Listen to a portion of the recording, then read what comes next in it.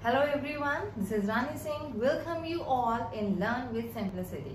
Guys, आपने देखा होगा कि जनरली लोग अपने कम्युनिकेशन पार्ट में टाइम से रिलेटेड काफी मिस्टेक्स कर देते हैं. तो आज का हमारा सेशन डील करेगा the common mistakes in tenses, right? तो क्या क्या मिस्टेक्स हैं इन जनरली जो लोग करते हैं और आपको कहाँ फोकस करना है कि वो आप मिस्टेक्स आपसे ना हो. तो आइए शुरू करते हैं. Our first point is using the third person singular after does instead of the infinitive without do. यानी कि does के बाद में थर्ड पर्सन को यूज करना सिंगुलर केस में, जबकि infinitive without do करना चाहिए. ऐसी मिस्टेक्स कब होती हैं?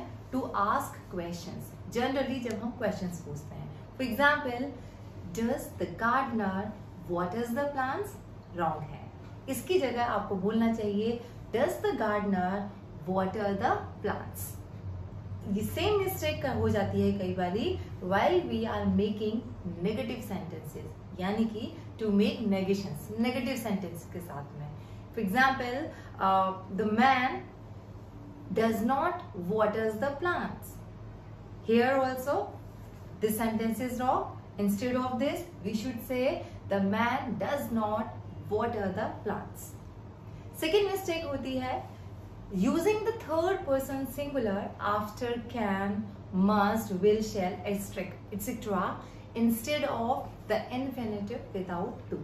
यानी कि infinitive without to की जगह जो है वो उसमें भी हम लोग shall, will, can इनके साथ में भी person singular यूज कर सकते हैं. For example, he can speaks English very well. ये wrong होगा. इसकी जगह आपको बोलना चाहिए he can speak English very well. Important बात ये है कि जो shall, will, can और must ये जो verbs हैं, ये इंडिकेटिव मूड में जब आप इन्हें यूज करेंगे तो ये सिंगुलरली यूज होंगे. नेक्स्ट पॉइंट हमारा आता है using shall and will instead of should and would in subordinate clauses. यानी कि शेल और विल की जगह शुड और वुड को यूज करना है हमें सबऑर्डिनेट क्लॉजेस में, जो कि जनरली मिस्टेक हो जाती है. For example he said that he will come tomorrow. Wrong होगा. Instead you should say he said that he would come tomorrow. क्योंकि अगर हमारा प्रिंसिपल क्लॉज पास्ट टेंस में है तो जब सबऑर्डिनेट क्लॉज जो है उसके साथ में, अगर प्रिंसिपल क्लॉज पास्ट टेंस में है तो जो सबऑर्डिनेट क्लॉज में shall changes into should and will changes into would हो जाएगा, राइट? नेक्स्ट मिस्टेक जो होती है using may instead of might and the use of can instead of could in subordinate clauses. For example he told me that he may come today. ऐसा कहना गलत होगा. Instead you should say he told me that he might come today, right? तो ये जो may है might में और can को could में चेंज करते हैं सबऑर्डिनेट क्लॉजेस में, जब यहां पर भी प्रिंसिपल क्लॉज अगर हमारा पास्ट टेंस में जाएगा तो. नेक्स्ट मिस्टेक हो जाती है रॉन्ग सीक्वेंस ऑफ टेंसेस. जो टेंसेस हैं उनका सीक्वेंस क्या है उसे गलत तरीके से यूज कर देते हैं. For example he asked me what I am doing, right? ये सेंटेंस रॉन्ग होगा.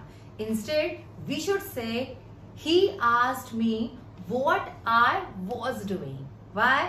बिकॉज जो पास्ट टेंस में अगर जाएगी बात, जो अगर आपसे पास्ट टेंस में पूछा जाता है तो उसका जो प्रिंसिपल क्लॉज जैसे पास्ट टेंस में चलेगा तो उसके साथ का जो क्लॉज है वो भी पास्ट टेंस में ही रेफर करेगा.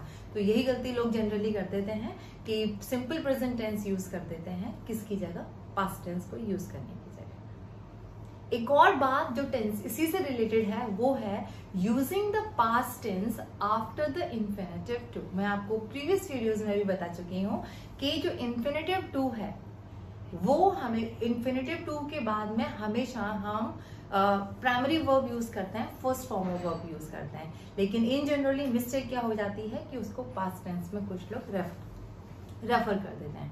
For example, he tried to kick the ball, wrong होगा। इसकी जगह you should say he tried to kick the ball. Reason behind the past tense of indicative mood cannot be used after the infinitive to. तो इन चीजों का आपको ध्यान रखना है। Our next point is using the past tense after the auxiliary verbs instead of the past participle. जो हमारी auxiliary verb है उसके बाद मैं simple past tense यूज करना किसकी जगह, पास्ट पार्टिसिपल यानी कि थर्ड फॉर्म ऑफ वर्ब की जगह। For example, I have forgot to bring my book, wrong होगा।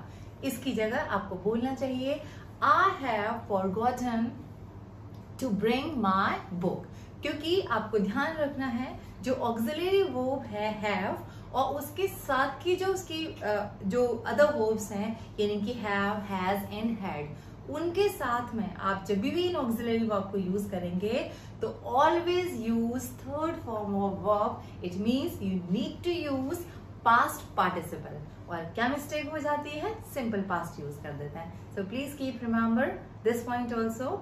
और next point is using the simple present instead of present perfect. ये बहुत जनरल कॉमन मिस्टेक है जो इन जनरल लोग जो है जो इसको कर देते हैं। For example, I am in the school for 2 years. ऐसा कहना गलत होगा। इसकी जगह आपको क्या कहना चाहिए, I have been in the school for 2 years. Right? ऐसी चीजों के लिए जो पास्ट में कोई चीजें शुरू हुई, कोई काम जो पास्ट में शुरू हुआ उसको हम पास्ट से रेफर करेंगे और स्टिल जो अभी तक जो काम चल रहा है ऐसी चीजों को रेफर करने के लिए we use present perfect. It means his, and third form of verb we can use. So I have been in the school for 2 years. So guys, ये थी हमारी कुछ common mistakes जो जनरली लोग अपनी स्पोकन में, कम्युनिकेशन में या राइटिंग में भी कर देते हैं। आई होप आपको आज का सेशन बहुत अच्छा लगा होगा और आप ये सारी चीजें आप ध्यान रखेंगे ताकि ये सेम मिस्टेक्स आप दोबारा कमिट ना करें। ओके गाइस, नेक्स्ट पार्ट में मैं कुछ और मिस्टेक्स और उनके सॉल्यूशंस लेके फिर हाजिर होंगी। तब तक के लिए take care, bless you all, thank you.